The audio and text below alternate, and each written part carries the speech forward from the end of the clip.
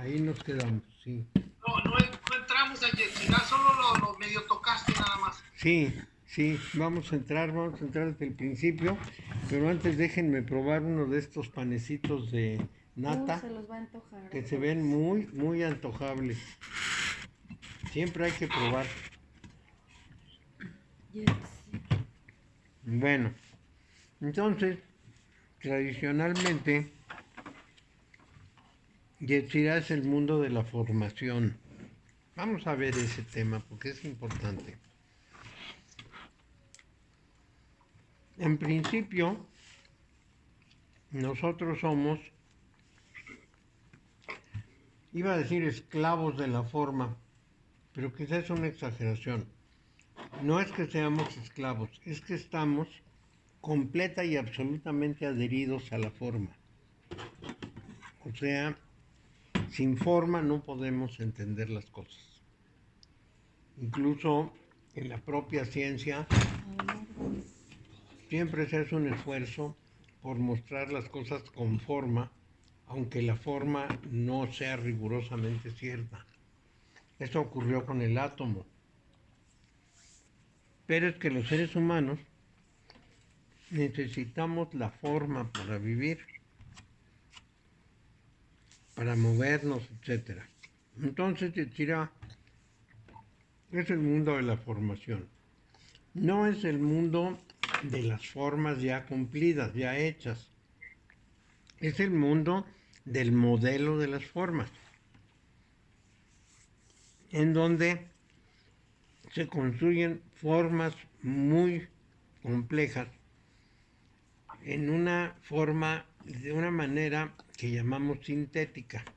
Convencionalmente le llamamos sintética. Les voy a explicar eso.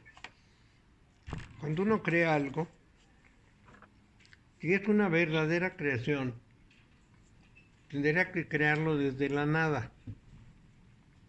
No había tal cosa y uno la pone enfrente. Pero no había ni siquiera la insinuación de la cosa o el sentimiento de la necesidad de la cosa, simplemente la crea, la inventa. Vamos a decir, yo puedo concebir muchos muebles, pero no fabrico la madera. O sea, mi papel no está en crear madera, sino en transformarla. A esa manera de transformación le llamamos creación sintética. En cambio, a la otra, la que crearía la madera, a eso sí le llamamos creación simplemente.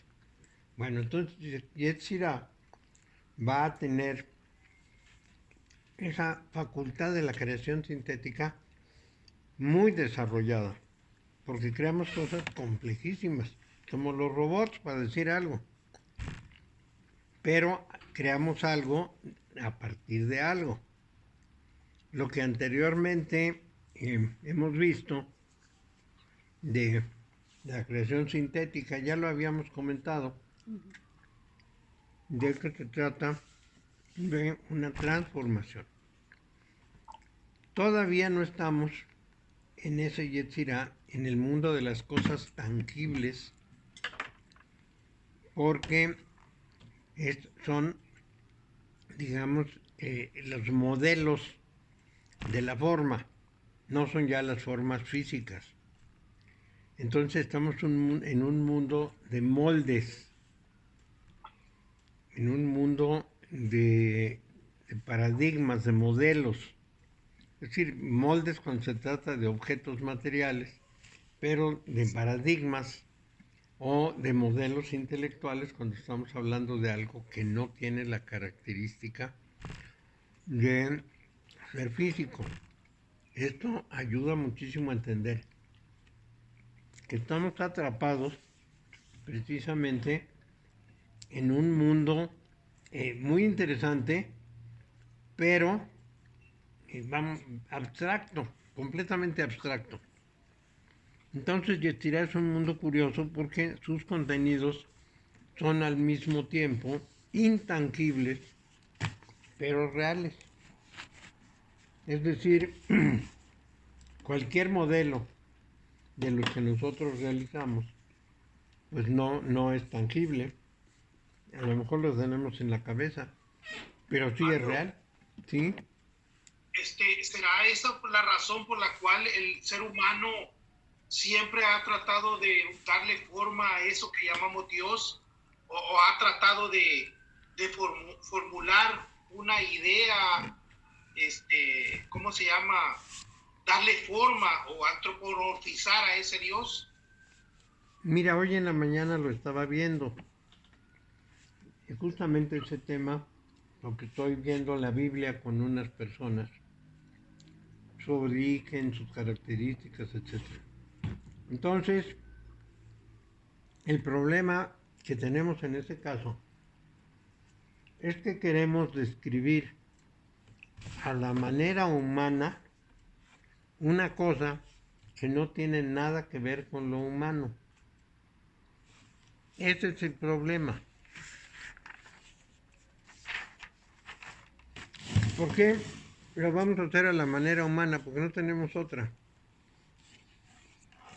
Vamos a intentar presentarnos esa imagen de Dios, por ejemplo. Vamos a intentar presentárnosla como nosotros somos, como nosotros concebimos las cosas. Entonces, por supuesto, nunca va a corresponder a su realidad. En primer lugar, pretendemos que tiene unas características físicas que son muy similares a las nuestras. Le vamos a poner cara, manos, brazos. Ahí les puedo decir que, por ejemplo,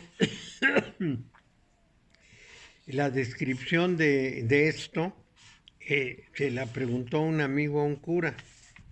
Le dijo, oiga, pero ¿cómo que somos a imagen y semejanza de Dios? ¿Qué Dios tiene manos, brazos? Sí, como una persona. Usted imagínelo como una persona. Tiene cara, ojos, brazos, palabras, habla, se mueve. Y eso, por supuesto, pues es un disparate. Por muchas razones es un disparate, pero la más importante de todas es que está expresado exclusivamente en términos de nuestra visión humana de las cosas.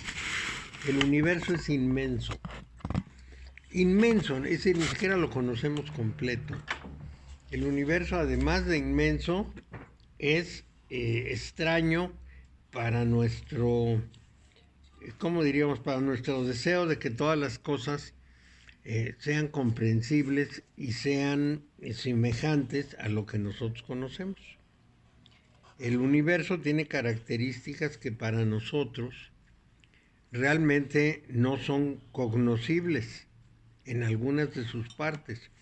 Por ejemplo, Stephen Hawking decía que a nosotros nos había tocado vivir en una sección del universo que era plana y de 3 dimensiones, pero que puede haber otras secciones del universo, y que seguramente las hay, que no son planas, que no son de 3 dimensiones y que por supuesto no tienen nada que ver con lo que nosotros concebimos. Y luego, en un universo gigantesco, pero gigantesco, con todas esas variedades, nosotros decimos que, digamos, todo fue hecho para nosotros, que toda la creación estuvo generada para que hubiera seres humanos en un minúsculo planetita dando vueltas, lo cual es un disparate. Entonces tenemos un Dios con forma, pero no solo tiene una forma física, también sus formas morales son similares a las nuestras. Se enoja, reclama, toma venganza, hace desastres, juzga, se porta como humano. A ese Dios que se porta como humano no le podemos creer. Evidentemente no es como nosotros lo concebimos, porque lo concebimos en términos de los seres humanos, y eso no es. suponiendo que exista, no puede ser como nosotros decimos que es. Ahora, si aceptamos que somos incapaces de concebir algo que no se parece a lo que nosotros conocemos, es decir, algo que no esté en el espacio, que no esté en el tiempo, que no tenga forma y otras características similares, entonces entramos en un terreno más difícil todavía, porque es posible que existan muchísimas cosas fuera de nuestro ámbito de percepción y de concepción, muchísimas de muchísimas categorías. Y entonces nos vamos a llevar la sorpresa de que hay más de lo que imaginamos. En ese sentido, podría haber, sí, una realidad trascendente, de alguna manera, ¿qué diríamos? Que se mueve, que piensa, razona y actúa. Con trascendente quiero decir más allá de nosotros. Pero también podríamos pensar en que eso que genera todo lo que hay es un principio general, totalmente abstracto, que no tiene nada que ver con nuestra concepción de la persona que crea cosas.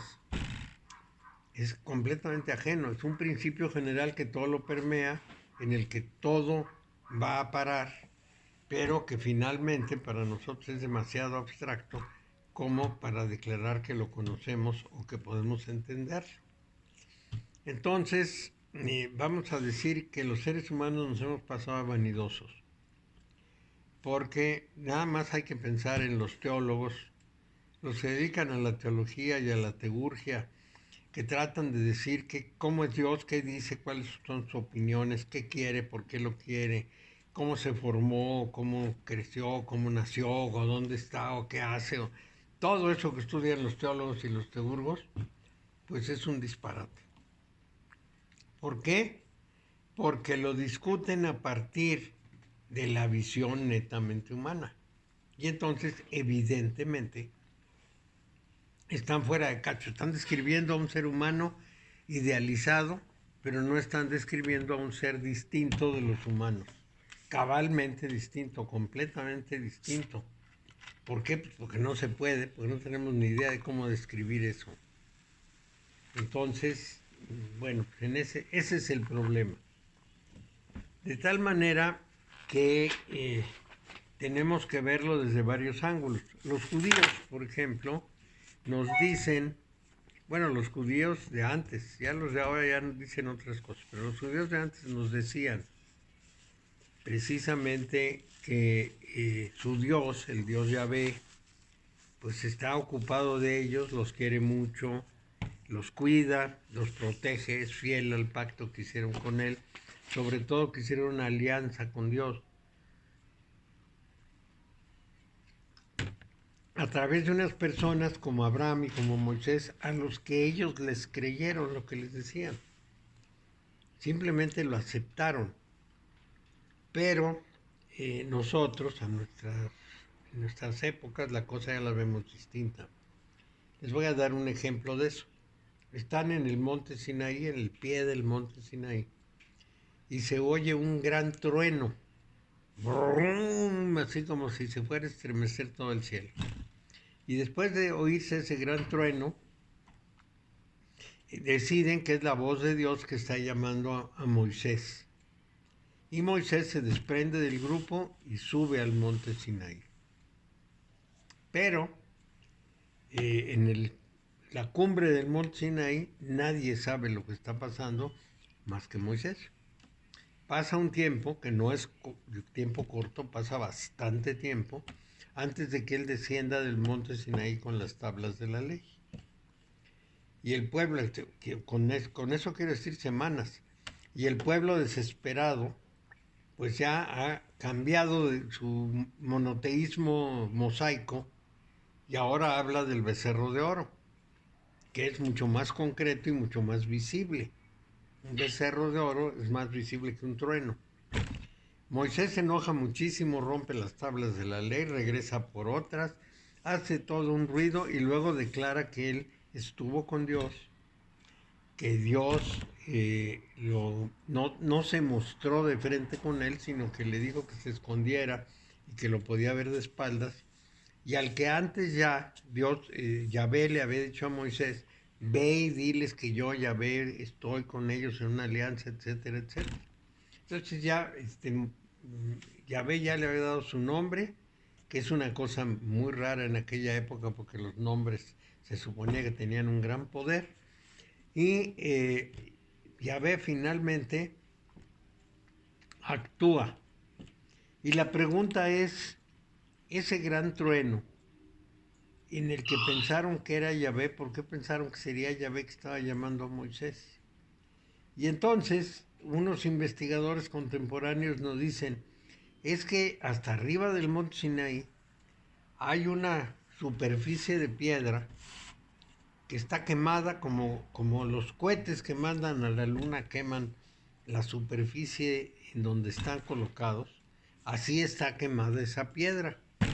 Entonces sueltan la imaginación también y dicen, a lo mejor era un cohete extraterrestre que llegó y se posó en el monte Sinaí, por eso oyeron ese ruidajo.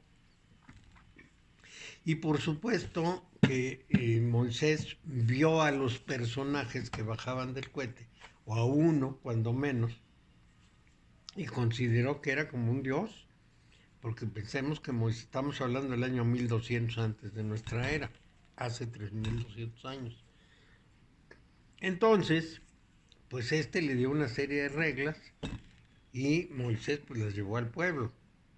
Después, porque también le da una instrucción, sigue la instrucción de hacer el Arca de la Alianza, que es una estructura de madera de acacia de 5 codos por 1 codo, 5 codos de largo, 1 codo de alto, 1 codo de ancho, y forrada de oro por dentro y por fuera con 2 angelitos parados a los lados.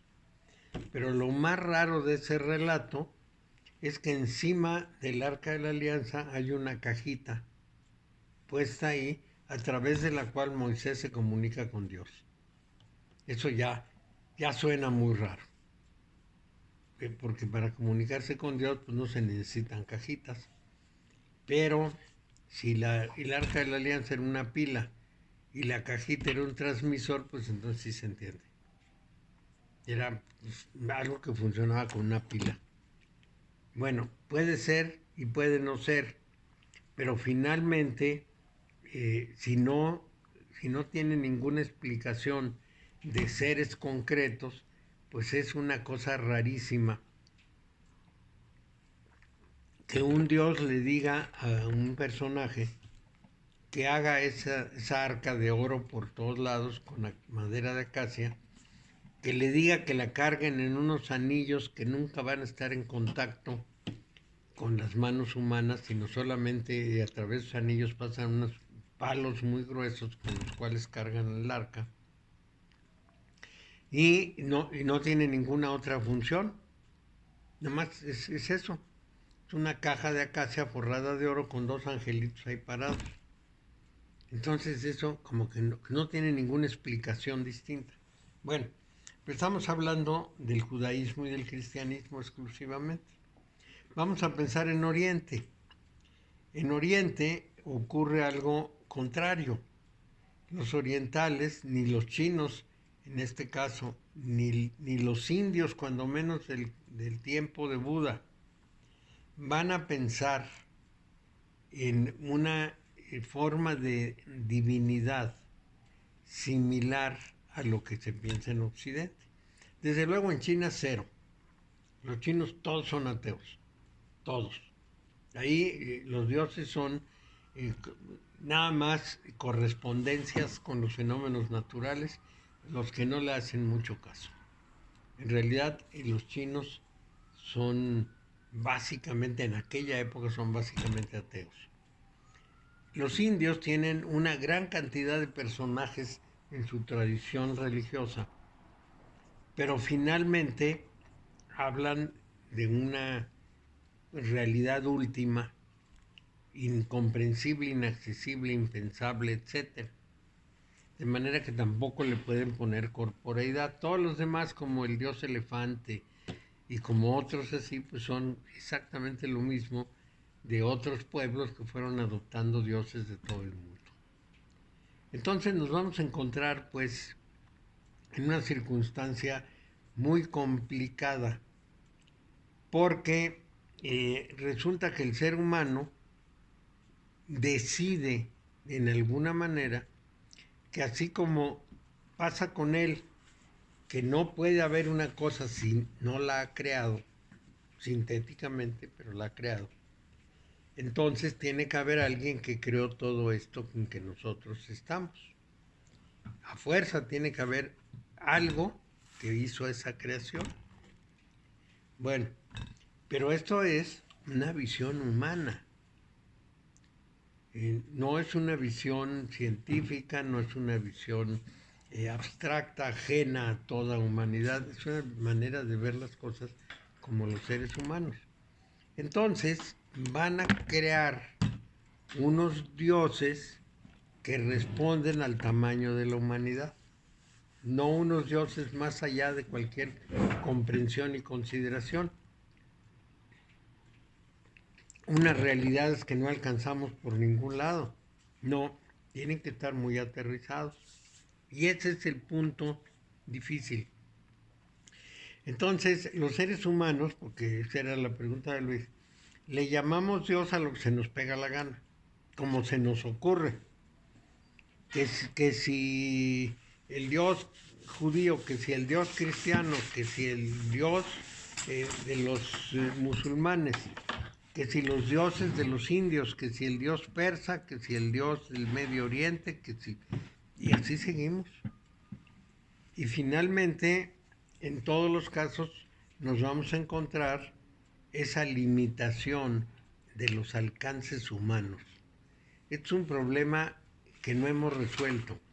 Incluso en la física, en la ciencia, siempre queremos encontrar una respuesta comprensible para nosotros, que corresponda a nuestra forma de experiencia, que la podamos aterrizar como somos nosotros.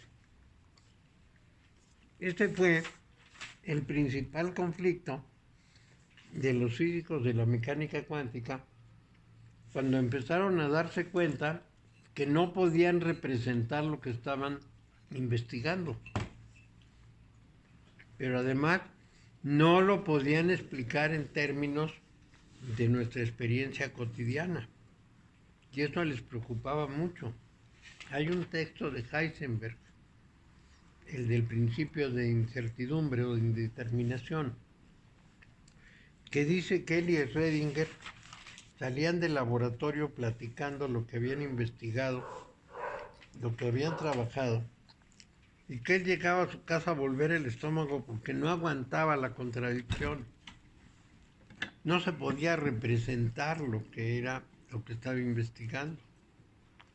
Tardaron mucho tiempo en aceptar que la única forma de conocer eso era descifrar las matemáticas de eso, que además tuvo que hacer unas matemáticas especiales. Y tenían que resignarse sin ver una forma. Todavía Niels Bohr hizo un modelo de átomo que era como de sistema planetario. Después de ese modelo se superó de muchas maneras, pero su primer intento era representarlo de una manera en que pudiéramos entenderlo. Y hay que aceptar que es natural en un ser humano querer entender las cosas como somos nosotros y no aceptar la posibilidad de que haya cosas irrepresentables, impensables, indescifrables para nosotros. A lo mejor para otros seres nosotros somos indescifrables y lo suyo es comprensible. No lo sabemos.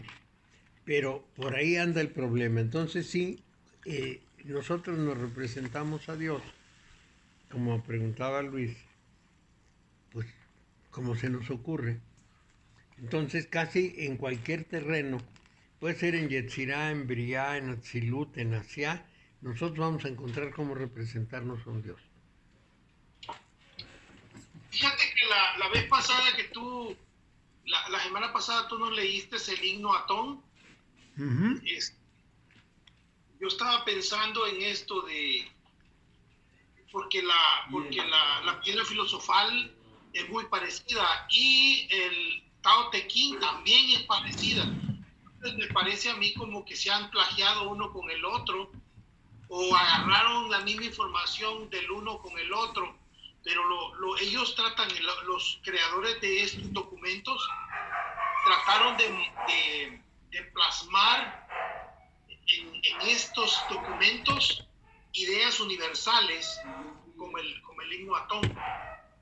Sí, ideas universales que tienen que ver con cosas muy abstractas. Entonces, en algún momento podemos tratar de comprender que nosotros hacemos un esfuerzo enorme de comprensión y que, vamos a decir, personajes como Jesús nos dijeron, es un asunto de fe, no intenten entenderlo, solamente pueden aceptarlo. Y es un asunto de fe porque no tiene de dónde agarrarlo. San Anselmo, creo que les había comentado, pero lo vuelvo a comentar. San Anselmo, que fue obispo de Milán y fue el hombre que pudo convencer a Agustín de Hipona de dejar la religión mitraica, que era muy buena, y pasarse a la religión romana, acuñó la frase lo creo porque es absurdo, pero no pensando en creer en absurdos, no, sino que en sus discusiones con otros le decían que lo que él decía de Dios y de actos divinos y demás era absurdo. Y él contestaba, por eso lo creo, por eso lo abordo con la fe, porque con la inteligencia no se puede. Y tenía razón, es decir, con el pensamiento no podemos atar esa mosca por el rabo, no podemos agarrar eso. Necesitamos utilizar la intuición o la fe, como decía Jesús, hay que creer nada más en eso que estamos experimentando. Porque además no nos enseñaron, como nos enseñaron otras cosas de niños, a experimentar y explorar esos mundos no racionales. Y este es un punto clave, porque si yo enseño a los niños a abrir su mente, abrir su sensibilidad a algo que ocurre pero que no tiene sentido aparente, entonces el niño los ve naturales y quizás se va enterando más a fondo de las cosas. Pero si lo que le enseño es que lo que no ve y no toca no existe, entonces el niño vivirá en un mundo de ver y tocar. Y cuando sea adulto seguirá igual. Mario, ¿será que, como dices tú, que no es lógico, sino que es analógico todo esto? Así es, está fuera de la lógica. Se ve por analogía, se percibe por analogía, pero no por razón. Aquí no cabe la razón. Y no cabe la razón porque no es un terreno de la razón. La razón tiene sus terrenos. Y son magníficos y son explotables. Hasta ahí. Si pensamos en cosas más cercanas a nosotros, como los enamoramientos, pues los enamoramientos no tienen razones. Se dan porque sí, porque se dan, porque así son las cosas.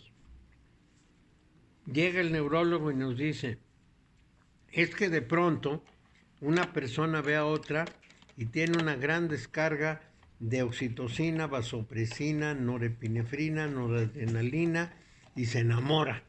Son químicos. Puros químicos, sí, puros neurotransmisores. Pero no se respondió a la pregunta. ¿Pero por qué le pasa eso? ¿Qué es lo que hay detrás? Y entonces la doctora Fisher nos va a decir, bueno, lo que hay detrás es la reproducción. Como la persona tiene una programación para reproducirse, es necesario que algo la ciegue completamente y se lance a la reproducción. Esa es la explicación. Entonces viene la siguiente pregunta. ¿Y por qué la materia viva tiene esa extraña manía de reproducirse? ¿Por qué se quiere reproducir? ¿Qué quiere lograr con reproducirse? Voy a pensar, por ejemplo, en los hongos. Yo una vez alquilé un departamento hasta abajo de un edificio que tenía gran humedad y todo se llenaba de hongos. Y bueno, yo los quitaba más o menos, pero ¿para qué crecían los hongos? ¿Cuál era el objetivo? ¿Qué sentido tenía repetirse y repetirse y repetirse y repetirse? Nunca lo entendí. ¿Cómo qué querían lograr? ¿A dónde iban? Eso es para lo que no tenemos respuesta. Entonces a mí me pueden decir, sí, pues el individuo trata de reproducirse y como se resiste de alguna manera, bueno, entonces el cuerpo y sus genes que quieren que se reproduzca, lo ciegan y lo hacen reproducirse. Ah, muy bien. ¿Para qué? Ya la explicación ya la tengo, ya sé por qué la dopamina y la oxitocina se derraman, pero no sé cuál es el propósito final. Por ejemplo, yo no puedo explicar por qué tuve ganas de tener hijos. No lo puedo explicar. Yo ya estaba bastante grande, tendría como 40 años, ya no era un jovencito, y de pronto se paró un coche junto a mí y vi una manita de niño asomada en la portezuela con el vidrio bajado y dije, ¿cómo me gustaría tener un nenito así? Y lo tuve, pero ¿por qué? Nunca lo podré explicar. Simplemente sentí ganas y lo podía hacer, pero eh, no es algo que uno pueda justificar racionalmente. A esto va todo el razonamiento que tenemos sobre Yetzirah. Porque Yetzirah es un mundo curioso. Sus contenidos son al mismo tiempo intangibles, pero reales. El dinero, por ejemplo, es un caso de abstracción por el que la gente es capaz de matarse. El dinero no es nada, menos ahora. Todavía cuando era oro, pues diríamos, se peleaban por un trozo de metal al que le daban valor, porque el asunto es que nadie se pelea por unos pedazos de fierro. Está a 7 pesos el kilo en cualquier lugar, tiradero de metales. No valdría la pena pelearse por el fierro, pero la gente se pelea por el oro porque lo valora. Si lo dejara de valorar, se arruinaba todo el mundo. Y todos los que tienen oro, pues, se venían abajo. Aparte de eso, el dinero que ahora usamos es una ficción, es un bien que se sostiene por la fe. Se le llama fiduciario porque nosotros tenemos fe. Yo traigo un billete de 100 pesos en la bolsa y tengo fe de que cuando vaya y pague con él me lo van a aceptar. Si llegara a la tienda, doy el billete de 100 y me dicen, no, usted no me puede pagar con eso porque no se lo voy a aceptar, me quedo indefenso porque ese billete no vale. A lo mejor es carísimo en su construcción, en su fabricación, pero no vale 100 pesos en ningún mercado, a menos que haya fe. Entonces es un bien al mismo tiempo intangible y real, el dinero. No el billete, sino el dinero como concepto es intangible. No hay ninguna cosa que sea el dinero. Me estoy riendo porque vas a León y llevas el montón de dólares y nadie te quiere aceptar los dólares en León. No los aceptan. No lo llevas, no lo necesito. Y llevas unos $3,000 y nadie lo quiere, los No. Oye, y ahora peor el tema que tenemos dinero criptomoneda. Sí, el Bitcoin. Pero no solo eso. Ahora los chinos van a hacer una criptomoneda, pero no como el Bitcoin, sino soportada por los bancos centrales y con respaldo de oro.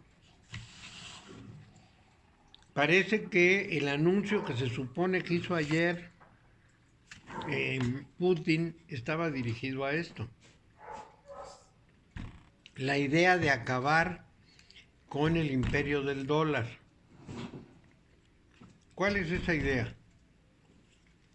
Como el dólar es la moneda internacional, Estados Unidos puede imprimir lo que quiera de dólares y los gasta y se endeuda con todo el mundo, pero nadie se lo cobra.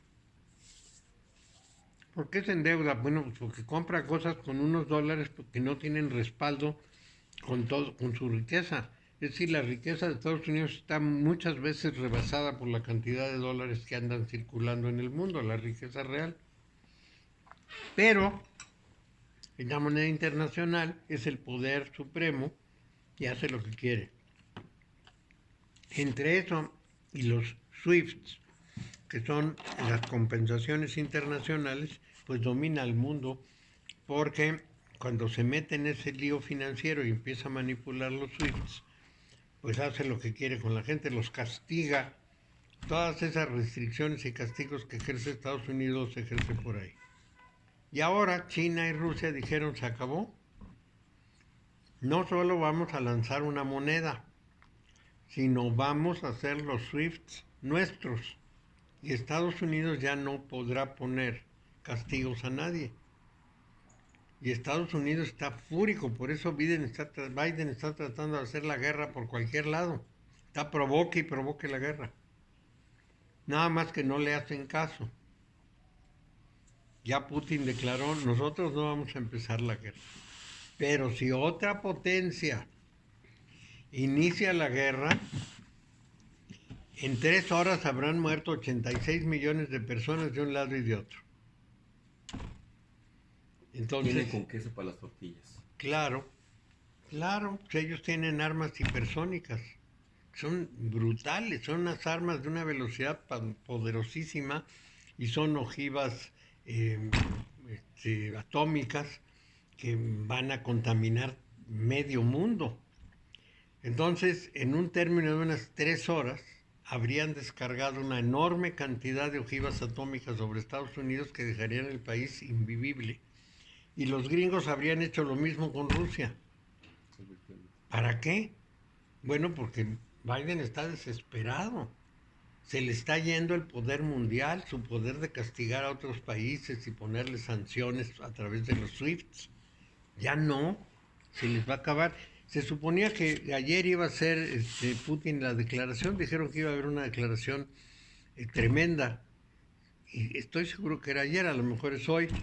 Yo no la he visto, pero que iba a poner al mundo de cabeza. Eso lo dijeron las agencias rusas, de manera que tememos que pueda ser cierto. Y desde luego van a dejar temblando a Estados Unidos. Por supuesto, a nosotros también. Claro, siempre somos Porque como dependientes. dependemos de ellos, estamos en el área del dólar, pues ya nos llevó pifas. Bueno, entonces Yetzirah, les decía, es un mundo curioso porque sus contenidos son al mismo tiempo intangibles y reales. El dinero es un ejemplo de eso, la gente se mata por dinero.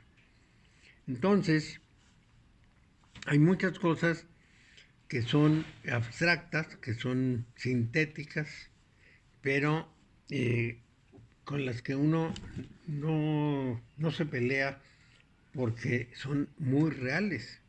Sí, la ley está en un libro, pero si uno se mete con la ley puede terminar en la cárcel.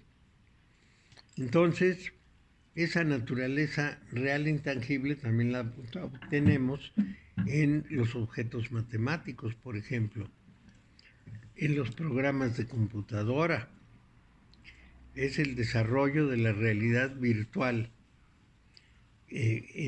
con una gran cantidad de objetos que no son reales en el sentido físico, pero son reales en otros sentidos, que pueden ser diferenciados de alguna manera y tener propiedades y comportamientos muy específicos que influyen sobre nosotros, sobre nuestra vida. Bueno, entonces el mundo de objetos diferenciables pero intangibles es el mundo que los cabalistas llaman Yetzirah. Y es un mundo que va desde abstracciones muy difíciles de agarrar, como la belleza y la verdad, por ejemplo, de los cuales casi no podemos hablar. Pues qué es bello, qué es verdadero, está en chino. Las definiciones de verdad y de belleza han pasado en el mundo por cientos de personas que han opinado y nadie ha convencido a nadie. Desde luego hay cosas mucho más concretas, pero que son abstractas. Por ejemplo, la casa que está en los planos de un arquitecto, el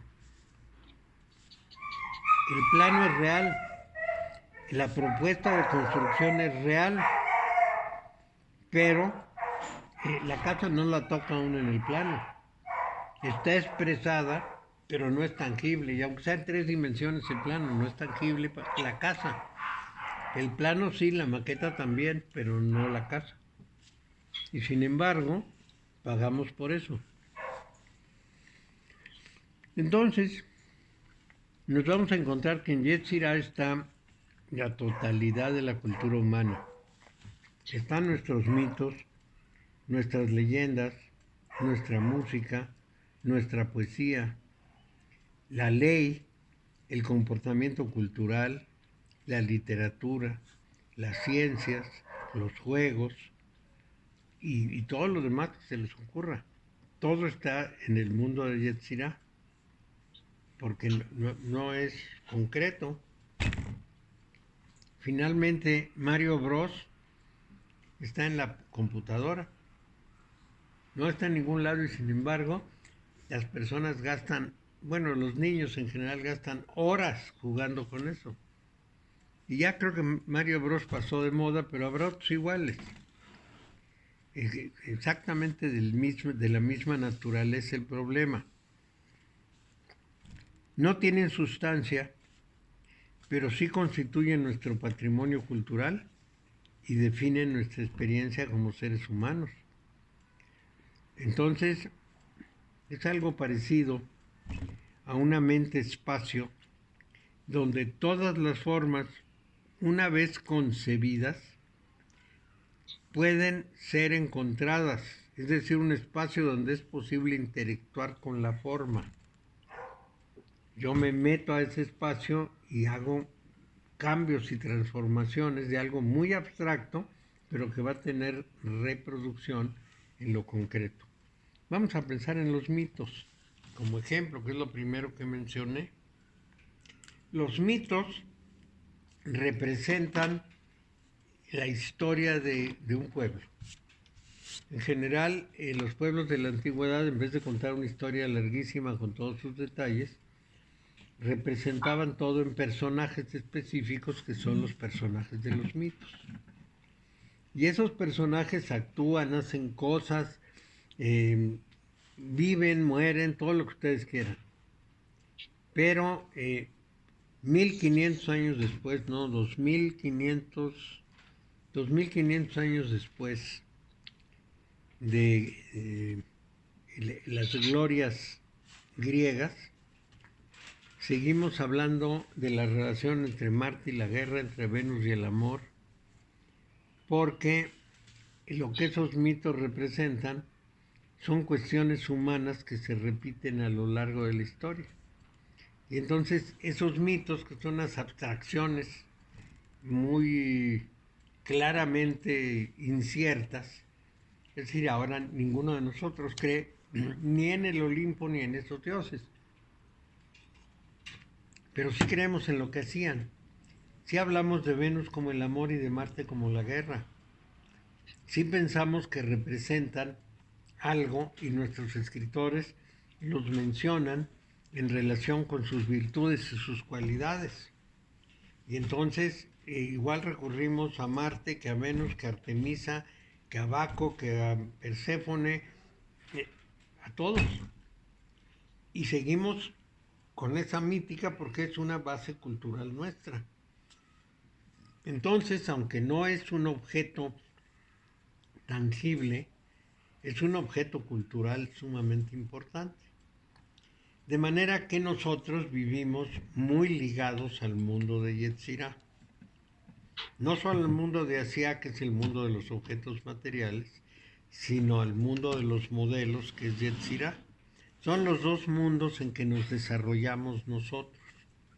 Y lo más importante es que mientras tenemos reglas muy precisas y medidas muy precisas del mundo de Asia, es decir, el mundo de los objetos, no tenemos las mismas precisiones para el mundo de Yetzirah, más que en ciertas condiciones o en ciertos aspectos.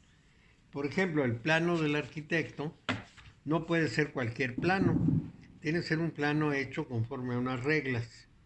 Ahí hay reglas y hay orden, y se miden. Es decir, cualquiera que haya tomado clases de dibujo constructivo sabe lo pesados que eran los maestros sobre los dibujos. Si uno le repasaba el lápiz, ya estaba mal. Si le había borrado y se veía una sombrita, ya estaba mal el plano. Tenía que ser perfecto, tenía sus reglas, pero los mitos no tienen reglas. Yo puedo hablar de Marte como se me pegue la gana y nadie me dice, no, no es así. Marte es esta figura específica y de esta manera, y estas son sus condiciones. No, le puedo atribuir lo que se me pegue la gana. Entonces, es un mundo muy flexible y es un mundo en el cual se puede engañar mucho por la flexibilidad. En donde no hay reglas, los engaños pueden ser muy grandes, muy, muy grandes. Por ejemplo, les voy a dar un ejemplo cualquiera de los engaños que pueden ser muy grandes. A mí me dicen que un talismán me va a proteger de alguna cosa, del mal de ojo. Bueno, en primer lugar no sé qué es el mal de ojo. En segundo, no sé si alguien me lo ha hecho. Y en tercero, aunque traiga el talismán, no sé si me estoy defendiendo del mal de ojo. Si yo le echo la culpa de todo lo negativo que me pasa al mal de ojo, bueno, entonces podré decir que me están haciendo el mal de ojo, pero no puedo asegurar que así fue. Les voy a dar un ejemplito de eso. Ayer fui a Home Depot a comprar madera y me di cuenta que casi duplicaron el precio. Una lámina de triplay que tengo aquí de 12 milímetros me costó 295 pesos hace un mes y ahora está en 600. Entonces, me llevé una gran sorpresa, pero esa gran sorpresa no deriva de un mal de ojo que me hiciera alguien, pero yo podría decir que sí. Me voy a proteger con un talismán para que no suban los precios. Pues puede ser. Y si creen que eso es muy fantasioso, pensemos en la Santa Muerte. Le voy a rezar a la Santa Muerte para que no pase esto o aquello. Pues, ¿qué es eso de la Santa Muerte? Es un disparate. Y sin embargo, enormes cantidades de personas creen en la Santa Muerte. Pero muchísimas. Hay templos de la Santa Muerte, hay figuras de la Santa Muerte, hay rezos a la Santa Muerte, hay peticiones, velas, porque claro, todas esas formas pseudo religiosas le copian mucho a las religiones. Entonces también tienen imágenes, campanitas, veladoras, etcétera, ¿no? Todo lo que se usa en los rituales religiosos, pues lo reproducen para la Santa Muerte. La Santa Muerte es una representación culturalmente muy importante de contenidos mentales y emocionales de las personas. En el fondo de todo eso está el miedo a la muerte. Y está pedirle a la muerte, como se le pide a un Dios, que conceda ciertas cosas a las personas. Estamos seguros de que son fantasías, que la muerte no puede conceder nada. Convencidos nosotros, pero no ellos. Para ellos es real. es tan real que le rezan, que tiene sus imágenes, que les rinden culto. Bueno, ese es el mundo de Yetzirah. Todo ese es el mundo de Yetzirah. Pero le rezan para no morir. Oye, Mario, una pregunta. Pero también tiene un sentido propio de una secuencia de las religiones. Ejemplo, los católicos adoramos a un Cristo muerto, a un personaje muerto. Entonces, ya desde el principio, en la connotación interior del cerebro, ya está diciendo, adoras a la muerte. Y luego nuestros anteriores adoraban a través de los rituales de Zompantli y todos esos, que eran la representación de los cráneos de las personas como una forma de expresión de protección y de cuidado. Eso Entonces, es. culturalmente nunca se ha desprendido de nuestra historia mexicana. Culturalmente, de la historia mundial, se cree en la muerte como una realidad. Vamos a ver. Solamente las realidades positivas son verdaderas. Es decir, existe la cosa, pero no existe la no cosa. Existe el ser, pero no el ser.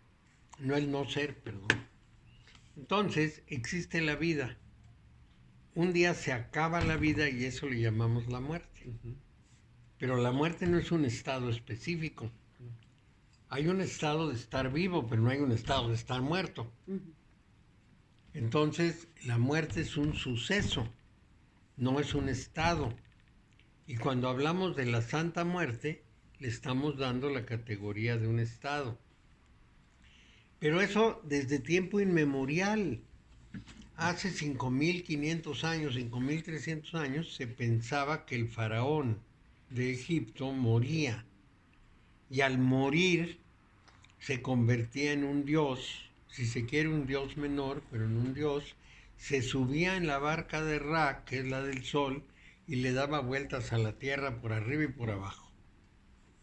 Y estaban convencidísimos. Es más, cuando moría el faraón, rápidamente pedían el pasaporte para que entrara a la barca de Ra y le ponían en su sarcófago la clave para que dijera que tenía derecho de apartado en la barca de Ra. Y allí estaba el faraón dando vueltas y vueltas y vueltas. Entonces, vamos a decir que había una convicción en que el muerto estaba ahí y tenía una acción y tenía una manera de hacer las cosas, etc. Y que finalmente la muerte tenía su dios, y su dios muy positivo. Por ejemplo, entre los mayas había una diosa especializada en los ahorcados, en los suicidas en general, pero fundamentalmente en los que se ahorcaban. Era la diosa de los ahorcados. Y se suponía que los recibía y que estaban con ella, etc. Entonces, pues si en el mundo de la muerte podemos actuar, no estaremos tan muertos. Estaremos medio vivos o vivos de otra manera. Bueno, esta es una herencia cultural muy importante. Sí. Y no la vamos a poder quitar por una razón muy simple. Porque a la persona no le gusta morirse.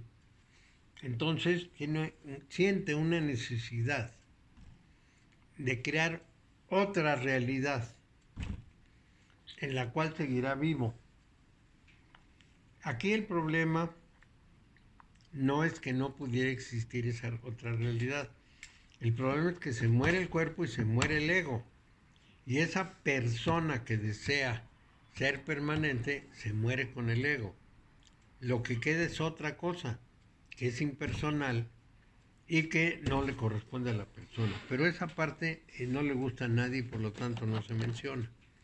Pero culturalmente es efectivo que la muerte nos acompaña desde hace miles de años. Pero entonces la adoración a la muerte la adoran para no morir. ¿O? No, la adoran para que en la hora de la muerte estén protegidos. Todo empezó hace, ¿qué serían? Unos 50 años, en que a alguien se le ocurrió decir que ya Cristo había abandonado la tierra, porque nada más iba a estar 2000 años. y que entonces la tierra quedaba en manos del diablo. El diablo es un invento, por supuesto. Bueno, entonces quedaba en manos del diablo. Por lo mismo, había que dejar de adorar a Dios y adorar al diablo, que ahora es el nuevo jefe del planeta, para que no se portara mal con nosotros. Y entonces empezaron a desarrollar unos cultos diabólicos para adorar a Satán, al enemigo. Y esos cultos diabólicos proliferaron, sobre todo en los Estados Unidos, en que son medio raros en eso. Pero también los hay en México y los hay en Europa y los hay en varias partes. Es decir, el culto del diablo es una protección frente a la acción diabólica si es que Dios abandonó la tierra. Pero primero tendríamos que considerar que alguna vez estuvo Dios en la tierra. Lo segundo, que se fue. Lo tercero, que existe es un diablo, lo cual es altamente improbable. Y por último, que ese diablo nos puede castigar si no lo adoramos. Y entonces se hace el culto. Son demasiados supuestos atrás. Demasiados, sobre los que no tenemos ningún tipo de prueba. Ninguno, nada más la creencia.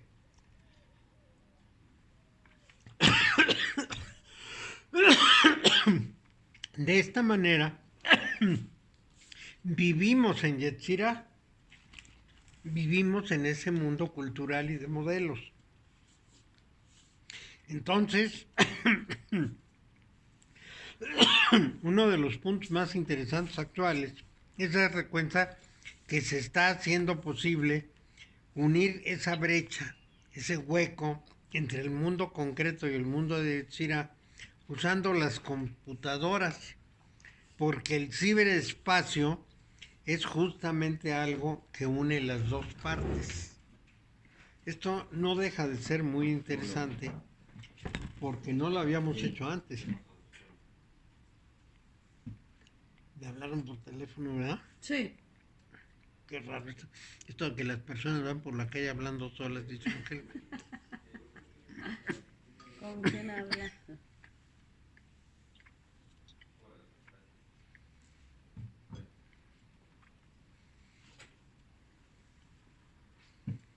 Vamos a pensar en esto.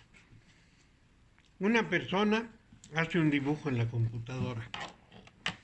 El dibujo no es tangible, es un dibujo en la computadora. Y entonces yo intervengo y empiezo a modificar su dibujo para que se ajuste a como yo preferiría que fuera. Ya estoy interactuando en el mundo de Yetzirah,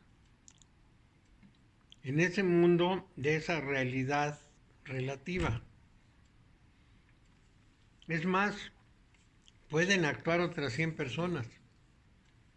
Y entonces vamos trabajando y transformando algo que es nada más un dibujo, un modelo. Pero lo podemos hacer y logramos unos efectos que pudieran ser extraordinarios, van a ser muy creativos. Pero ya no es el mundo concreto. Es más, pudiera ser que ni siquiera lo convirtiéramos en un objeto real, sino que estamos discutiendo eso para que figure en un juego de niños, por ejemplo. ¿Cómo voy a dibujar el fondo del juego? Pues así o asá. Y entonces participo con otros para hacer una modificación y una creación en un mundo que no es el mundo concreto. Tengo un alumno que se llama Rodrigo, que se dedica a hacer las figuritas de los juegos de niños y de las historietas. Y muy frecuentemente le pasa eso. Él dice, estaba yo haciendo una figura que me encargaron y entonces hablé con una mujer de Japón que está en el otro lado del mundo para ponerme de acuerdo si la figurita le quitábamos o le poníamos, y nos va contando de una manera muy organizada qué han hecho para que la figura termine en lo que va a estar en en el programita que van a lanzar. Y el resultado, que esto es lo realmente importante, es que esa figura le llega a miles de jóvenes y de niños. Y la comparten, la conocen y platican de ella. Y platican como si fuesen personas. Por ejemplo, en las historietas japonesas hay personajes muy conocidos. Y esos personajes son como vidas propias. Los jovencitos siguen al personaje y se emocionan con su vida, como en las películas, y luego lo comparten entre ellos. Y después se disfrazan del personaje. Y uno dice, todo está en la imaginación. Y sin embargo, uno los ve, usan la ropa del personaje, se pintan las caras como el personaje, lo actúan y sienten que son el personaje. Esto es una cosa extrañísima. Por ejemplo, hubo un norteamericano que pagó miles de dólares para que un grupo de cirujanos plásticos lo hicieran como Ken, el novio de la muñequita esta, ¿cómo se llamaba? Barbie. De la Barbie. Entonces le hicieron cirugía plástica para que pareciera Ken. Es decir, se convirtió en una figura mítica. Su cuerpo físico lo adaptó a una figura mítica. Y eso no es lo mismo como las telenovelas, lo de la televisión. Lo mismo. Sí, ¿verdad? Entra dentro. Claro, la gente que insultaba a esta actriz de Cuna de Lobos, la del parche en el ojo, Catalina Krill. sí, que la gritaban en la calle cosas horribles y le decían que le iban a golpear y quién sabe cuántas cosas, porque Jurado. se imbuyen tanto de... Katy Jurado era. ¿Cómo? Katy Jurado, ¿no? No, Catalina Krill. Catalina sí, Krill. pero la actriz... Ese era el personaje, no, Sí. la actriz se ok. llamaba... Sí, es una actriz, No me acuerdo. actriz de carácter. muy buena. Sí, una buena actriz, pero verdaderamente llega el momento en que ella se convierte en el personaje. Todo esto es un juego nuestro entre Yetzirah y Asiá. Es el mismo cuento de la señora esta, María Félix. Sí, Ella se creó, se llegó a creer el papel de la generala. sí, Ella actuaba como generala, ella era la generala. sí. Así es. Con el dedo así, y con el cigarro acá. Sí, sí, era autoritaria. Y sí. Sí, así es, exactamente. Bueno, entonces, los programas de computadora, por ejemplo, que estaba yo citando, se han convertido precisamente en el medio para transformar la forma de algo que puede ser compartida. Entonces, bueno, pues estamos en un mundo en el que más o menos se hace borrosa. Pero Mario, fíjate cómo está de patética la cosa. Todos estos muchachos que están haciendo matazones aquí en Estados Unidos y en México también, ¿verdad? Los muchachos que agarran un fusil y empiezan a hacer matazones son producto de toda esa cuestión, Mario. Ese mundo Pues sí. de Yetzirah. Yetzirah, claro, estos que matan de esa manera, por ejemplo, hay muchachos que todavía viven en la secesión, con el ejército del sur, en la guerra de secesión. Es increíble, pero usan la bandera y se sienten héroes de las fuerzas del sur. Y piensa qué tanto imaginan. Viven en un mundo no real. Se juntan, no sé, un montón con sus banderas del sur y gritan y hacen y dicen que ellos son del sur y que van a defender quién sabe qué, porque ni siquiera saben cómo era la vida del sur. Esto fue lo que pasó y que cuando se la toma del Capitolio, todos estos muchachos, toda esta gente que se metió al Capitolio, armados hasta los dientes y se metieron con todo. con todo, y con todo. ¿sí? Como para hacer una guerra. Sí,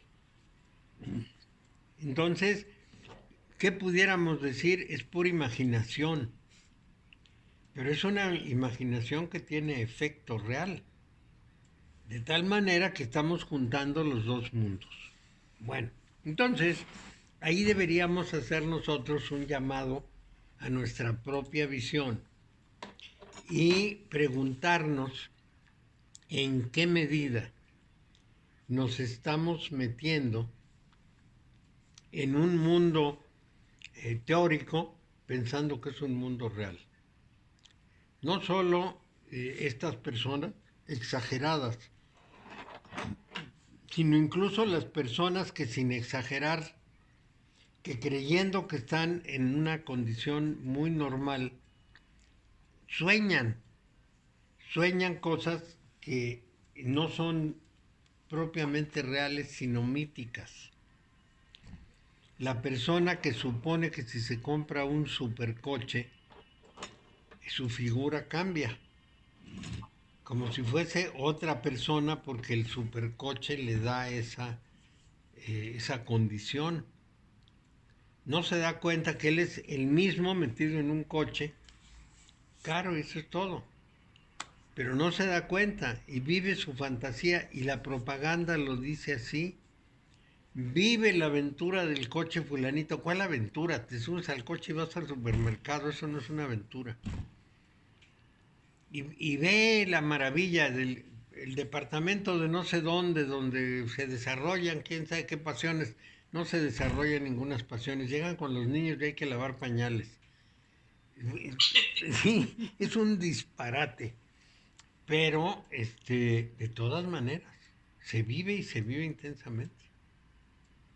¿Sí? Y te dicen que vivas la pasión del fútbol y yo no veo la pasión, yo veo que unos tiran pelotas para un lado y para el otro y que uno de ellos dice que gana y ¿qué? Oye, Mario, y el ejemplo más claro ahorita, todos los políticos que venden, nada. Nada. Todos los letreros invadidos de nada, de basura. Mira, vi un video ayer del aspirante a la alcaldía, creo que de Tijuana, y le estaba diciendo a la gente, si votan por nosotros, vamos a traer a Metallica gratis. Dime tú si el motivo para que tú nombres a un presidente municipal es que te va a llevar una vez a Metallica gratis y ya, la vas a ver, vas a entrar gratis y Una por eso sensación efímera que ni siquiera es tangible. ni siquiera es tangible. Y eso vende, y eso Es lo mismo que publicidad. entregar despensas o que cosas parecidas, ¿no? Pero bueno, ¿cómo le permiten a un político candidato a una presidencia municipal decir eso sin chiflarle? Lo que tiene que ofrecer es cómo va a componer la ciudad. No que va a llevar a Metallica a tocar, pero ¿qué es eso?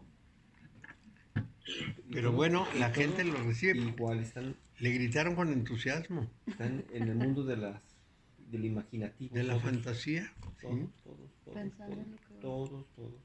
Pues sí. Por ejemplo, ahorita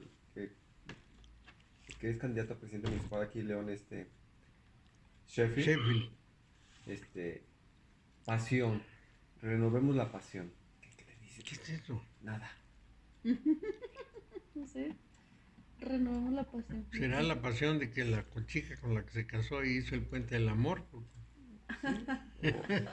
O que más gasolineras, poner más gasolineras y que le den más ingresos.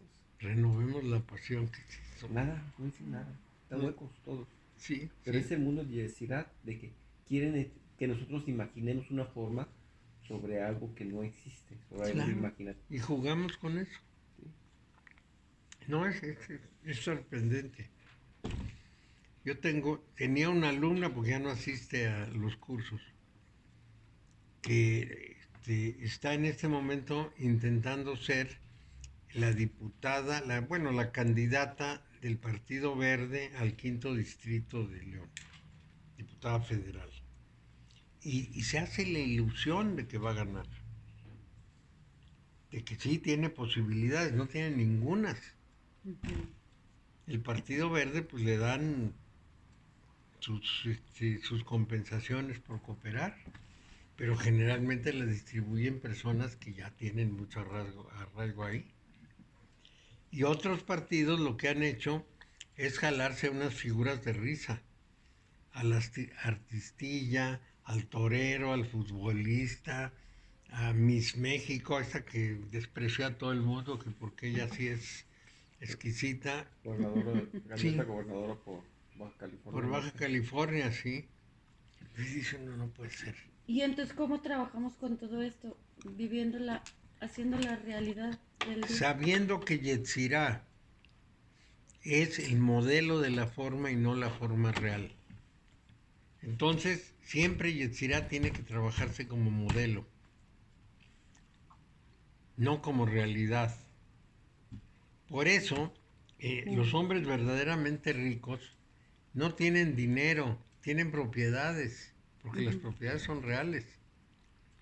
No tienen una cantidad enorme de dinero en el banco, pues porque eso no es real. El dinero es una ficción. Lo que tienen son bienes reales. Y en ese sentido son muy ricos.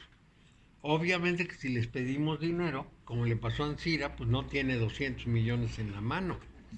Dice, déjenme ir vendiendo empresas y pues sí. Entonces, 50 propiedades las dejó de garantía. sí, voy pagando, pero no tiene el dinero efectivo. ¿Qué va a tener el dinero en efectivo? Eso sería una tontería. Y nosotros sí queremos tener dinero en el banco. Ese es el problema. Y un día a Neto Gómez el fundador del AM, Así es. que ya estaba bastante viejo, Gran inmobiliario. sí, ya que era muy viejillo, ya casi no se podía mover, llegaron unos bandidos a su casa y le dijeron, ¿dónde está el dinero? Y lo amarraron, además, a este viejito que ya no se podía ni mover, ¿para qué lo amarran? Y les dijo, pues ahí en ese cajón está el dinero. Abrieron el cajón y había como 20,000 pesos. No, este no, el dinero, el mucho dinero que tiene usted. No, pues el dinero está en el banco, está invertido en el edificio, está operando. No hay ningún dinero en efectivo. ¿Cómo que no? ¿Dónde está el dinero? Pues no hay dinero. Y algo más de los 20,000 pesos, a lo mejor 100,000, pues están en el banco. De ahí no se pueden sacar. Entonces, ¿qué es lo que quieren? Pero es que la mente de los bandidos es la de su vida. Ellos se guardan el dinero en su casa y piensan que una persona como Neto Gómez pues tenía, por ejemplo, 10 millones guardados en la caja fuerte, pero pues no, porque ningún rico hace eso, pues sería una tontería, eso no vale nada. Entonces, se fueron muy decepcionados los ladrones y lo dejaron traumado. Se quedó tan traumado que el procurador del estado vino desde Guanajuato hasta aquí a verlo para tranquilizarlo. Claro, como era una persona importante, porque a mí me asaltan y el procurador ni se entera. Pero el problema es ese, ¿no? La creencia de los bandidos en algo que es ficticio. Entonces es como hacer realidad las cosas. Vivir con los pies en la tierra. ¿Qué es real y qué es irreal? Ahora, vamos a pensar en más cosas. Yo tenía una alumna que un día llegó demudada a clase y las demás le preguntaron, ¿qué te pasa? Y dijo, mi hija está embarazada. Hombre, pues qué bueno vas a tener un nieto. No, es que cómo me hizo eso. Yo le dije, dime que me mientes, que eso no pudiste hacérmelo. Y lo único que hizo es que se acostó con el novio y se embarazó, pues es tan fácil, ¿no? Bueno, no tiene ni idea qué escena nos hizo de su sufrimiento. No, es que no puede ser. Yo le decía, dime que me estás engañando y me estás mintiendo, porque eso no me lo puedes hacer a mí. Y entonces otra de las asistentes le dijo, oye, Y bueno, el muchacho que está comprometido, no, él se quiere casar con ella y a mí no me gusta para ella, ¿cómo va a ser? No voy a permitir que se case con ese. Ya me fueron a ver los papás que están muy contentos, pero yo no voy a aceptar ese marido. Ah, qué loca, ¿no? Le pisaron su honra. Claro, Yetzira. Sí, le pisaron Yetzira. Su fantasía. Ese es el problema, pues. Esa ficción, ¿sí? Una vez le preguntaron a Vivekananda cómo se debe de vivir en el mundo existencial. Dijo, con los pies en la tierra y el corazón en el cielo. Pues sí, porque finalmente Yetzirah no solo es la televisión y no solo es la computadora, son nuestras creencias que nos afectan la vida y nos trastornan todos los días. Es decir, si yo tengo unas creencias que deforman mi vida o que la hacen muy sufrida, yo estoy en un mundo de la ilusión. Supongo que eso es terrible. Vámonos a los hechos reales. Esa muchacha, si se hubiera casado con el hombre y después hubiera estado embarazada, ella se hubiera alegrado mucho. Pero como no estaba casada, no se alegró. Es decir, no respondió al hecho real, respondió al hecho ficticio de que el embarazo estaba fuera del matrimonio. Bueno, nada más que sentamos eso y pensemos todas las cosas en que nosotros nos guiamos por creencias, por esos valores modelo que nos hacen profundamente desdichados y no lo corregimos. Es gravísimo. Pensamos que fulano nos hizo esto, mengano nos hizo aquello, no tengo esto, no tengo aquello, las cosas no se dieron como se esperaba que se dieran, pasó algo que está en el terreno de las consideraciones más bien emocionales que otras, y todo eso me hace sufrir y todo eso me atrapa. Estoy en el mundo de Yetzirah. Es decir, el matrimonio como condición para el embarazo es el mundo de Yetzirah, porque la realidad concreta es que los hijos se tienen de la misma manera casados y no casados. Esto es clarísimo, ¿no? Bueno, entonces tenemos que tener una clara conciencia de que eso se produce así. Y el mundo de Yetzirah es tradicionalmente el reino de los tipos de ángeles, otra gran fantasía. Ayer en la tarde, una de mis alumnas me dijo que yo le había dicho que los ángeles no existían, pero que ella había ido a un curso de ángeles. Ah, pues muy bien. Entonces, en el curso de ángeles, la instructora le dijo que se concentrara y meditara para conocer el nombre de su ángel guardián y que en un momento dado brotaría el nombre de su ángel y ella ya podía dialogar con su santo ángel guardián. Entonces ella iba manejando hacia la clase y de pronto le brotó la palabra Yahvé y me dijo, mi ángel guardián es Yahvé. Y yo le dije, pues no, eso es imposible.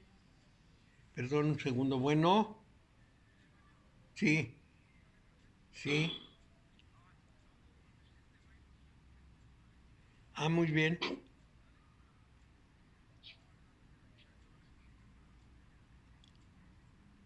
Muy bien, aquí estamos.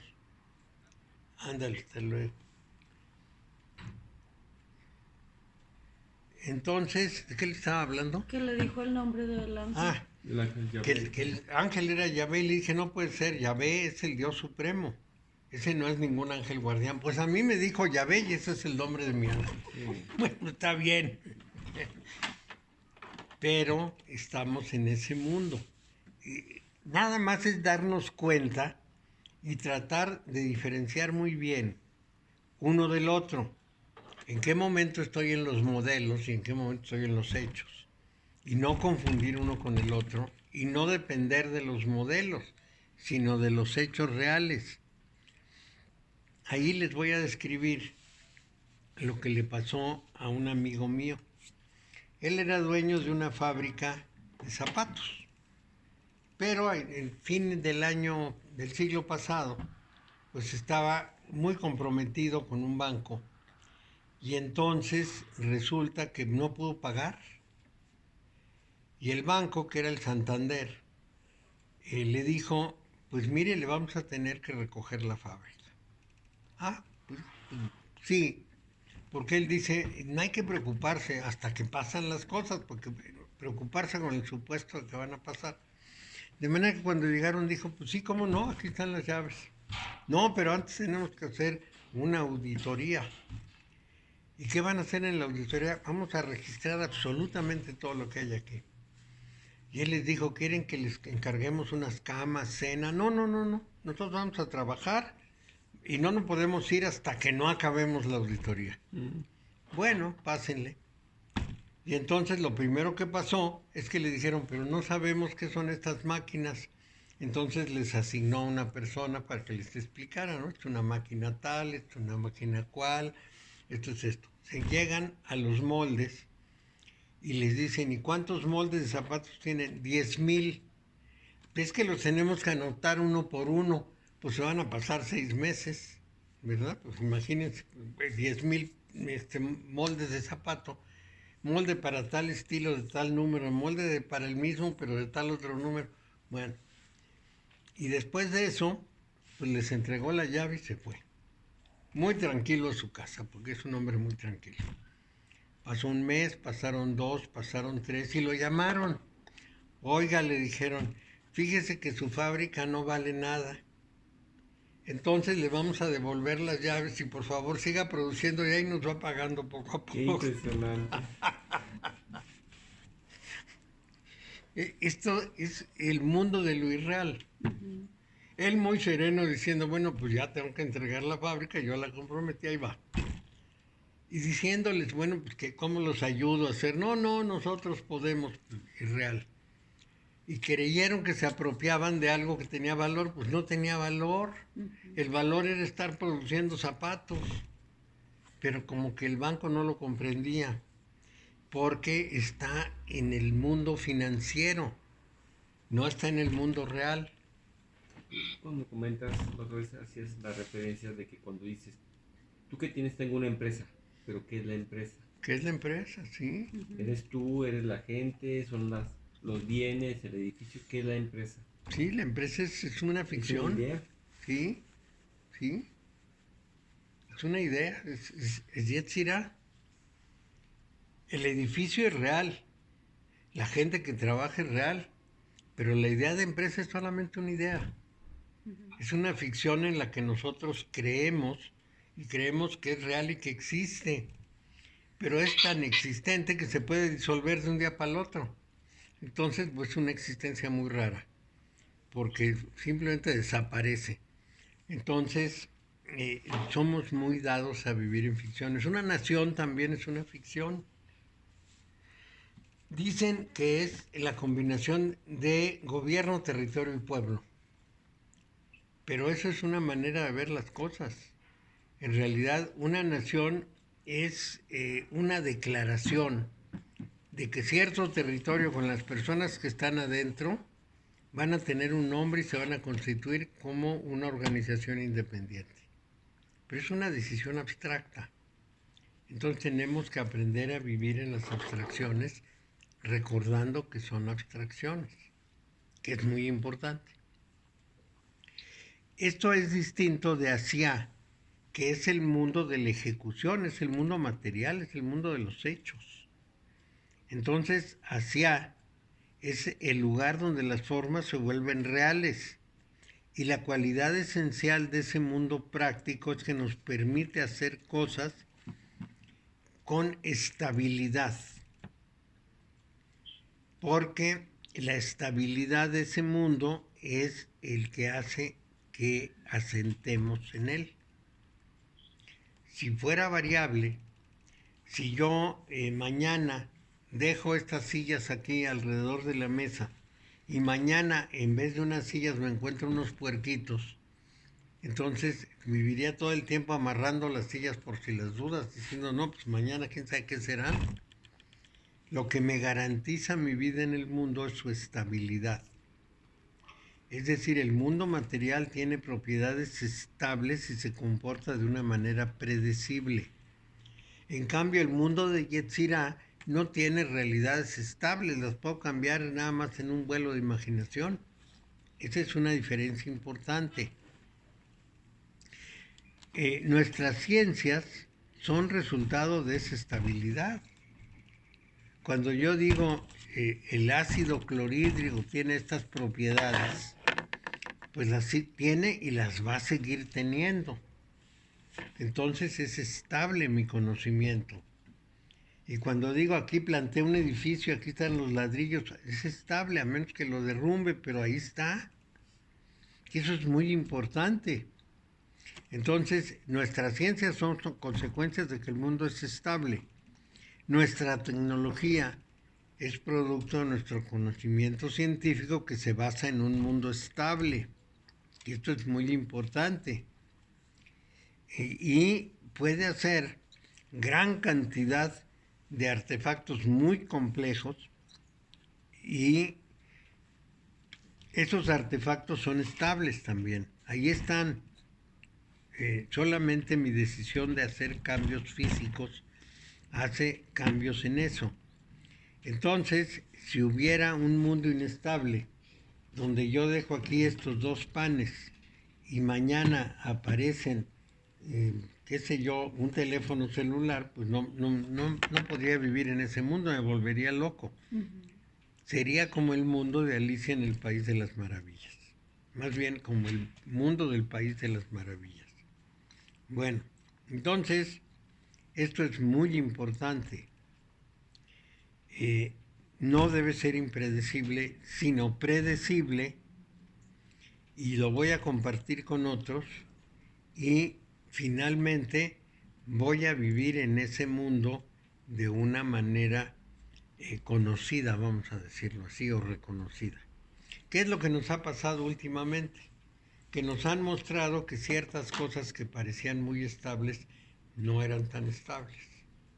Por ejemplo, los bancos empezaron a cambiar y yo quiero conocer el saldo de mi cuenta y el banco me dice, véalo en su teléfono. Y yo digo, no tengo un teléfono que pueda leer eso, no, solamente en su teléfono. Entonces voy y pido una hojita que sí me imprimen después de esperar una hora, pero además me la cobran. Yo digo, no es posible. Si era tan sencillo, yo me metía al cajero y pedía mis últimos movimientos y me los daba. Se acabó. Pero no solo eso, tenía mis sucursales, sabía dónde iba al banco. Generalmente me registro en bancos que me quedan cerca para que no tenga yo problemas. Todo ha cambiado. Lo que parecía estable resultó que no era tan estable. A mí me gustaba dialogar con las personas del banco, decirle a la cajera lo que yo quería que pasara, hablar con el gerente. Ya no, eso ya no existe. Todo se fue y esa pérdida, esa inestabilidad nos genera mucho conflicto a los seres humanos, porque nos damos cuenta que cambió todo y cambió en función de que lo que estaba, que en un cierto momento era necesario, dejó de ser necesario. Y entonces yo quiero depositar un dinero. Por ejemplo, yo tengo una cuenta en Banamex y mi mujer tiene otra. Entonces yo voy, saco dinero de mi cuenta y lo pongo en la suya. Y me dicen, ¿y por qué no haces una transferencia? Pues porque no tengo teléfono y no hacer la transferencia. Yo voy, saco el dinero y me doy cuenta que lo tengo físicamente y lo deposito. No, haz una transferencia. Pero en el fondo esa transferencia lo único que me revela es que el dinero no es real. Yo cambio una anotación del banco de mi cuenta a la cuenta de ella. Y eso es una sensación que no me gusta. Porque yo aprendí otra cosa. Los seres humanos procuramos la estabilidad. Y cuando se nos hace inestable lo que para nosotros era firme, ya quedamos fuera. Ya, como que ya no vamos a funcionar ahí. Y esto es muy importante, porque es precisamente lo que ha pasado cientos de veces en el mundo. Pero se quita después de que se vuelva a estabilizar, ¿no? Con el nuevo sistema. Pero ¿cuándo se va a estabilizar si estamos en un cambio, en este momento un cambio muy revolucionario? Pero se va a estabilizar para los jóvenes, porque para los mayores ya no es igual. Por ejemplo, para un joven es facilísimo, pero facilísimo comprar una cosa por computadora. Para mí es casi imposible. Me metí a Amazon y me dijeron, ponga su número. Y yo dije, ¿cuál número? Compré una cosa hace mucho tiempo, pero ¿dónde tengo el número? Bueno, si no tiene, marque aquí. Entonces puse ahí. Y me dijo, no, usted ya tiene un número, ponga su número. Uy, qué necedad. ¿Y cómo le hago? No puedo. Entonces, también logro en otro que no es Amazon. Por ejemplo, es terrible, quise comprar un libro y marqué el libro y me dijeron, deme su número de tarjeta. Y di el número de tarjeta y me dijeron, no anotó en el lugar debido. Y dije, ¿cuál es el lugar debido? Y empecé a buscar arriba, abajo, en medio, muchas palabras, muchas letras, muchos hoyitos. No había forma de saber de qué era. Pero un joven sí lo sabe, como que le atina, luego dices aquí.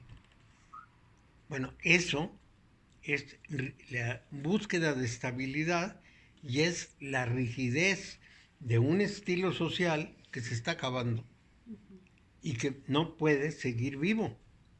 Es decir, yo tengo que estar destinado a la muerte porque no voy a poder vivir en ese mundo que cambió. Y afortunadamente la naturaleza lo provee porque se hace uno viejo y se muere. Pero sería espantoso seguir viviendo en un mundo en que las cosas se van haciendo más complicadas y más abstractas.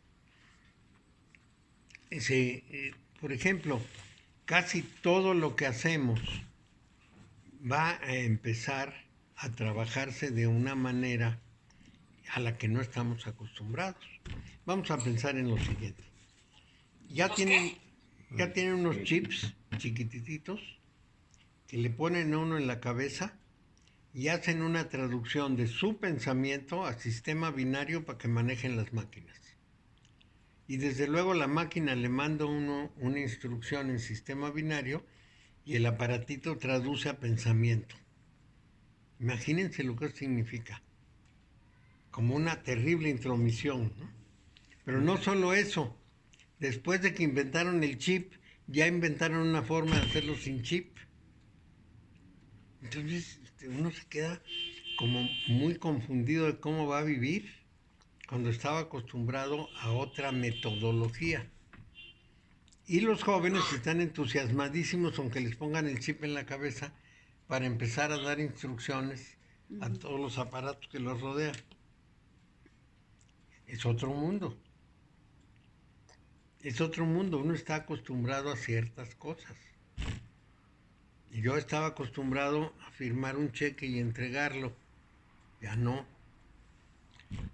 Ya me acostumbré a pagar con la tarjeta. Ya no. Ahora tengo que pagar con el teléfono. Pero como mi teléfono no es de los nuevos, no puedo pagar con el teléfono. Es una revoltura espantosa. Pero es como lo vivo yo. Pero como lo vive un joven es distinto. Entonces, este tema es la estabilidad del mundo. Para mí ya es inestable y para los jóvenes es un mundo estable porque ahí así nacieron y así lo están viendo y así lo hacen. Entonces, Patti nos contaba que su hijo le dijo, mamá, tienes una oficina en el teléfono. Bueno, es que es imposible. Para mí es inasimilable tener una oficina en el teléfono. Pero pues ya es nuestra herramienta de trabajo. Andas donde quiera uno, no requiere asistente, no requiere nada. encuentra todas las soluciones en el trabajo, te envío presupuestos, recibo información, hago compras. Sí, Sí, es una oficina real. sí, es una oficina, el teléfono es una oficina, entonces hay que invertir en la oficina. Qué cosa más rara, ¿no? Pero Sí, así, y lo tenemos que hacer porque si no estás fuera. estás fuera, te sacan. Pero por eso estamos fuera, porque mucha gente lo hace, no porque sea lo mejor. Pues sí, A mí me funciona muy bien. pero, y además Mando fotos les de funciona. presupuesto, todo Es decir, a mí no me funciona, pero a los demás sí les funciona muy bien. Sí, a mí tampoco. Yo los veo fascinados con eso porque nomás le hacen tin, tin, tin, tin al teléfono y todo pasa. Y yo le hago eso mismo y no pasa nada. Y me quedo muy azorado, muy, muy azorado.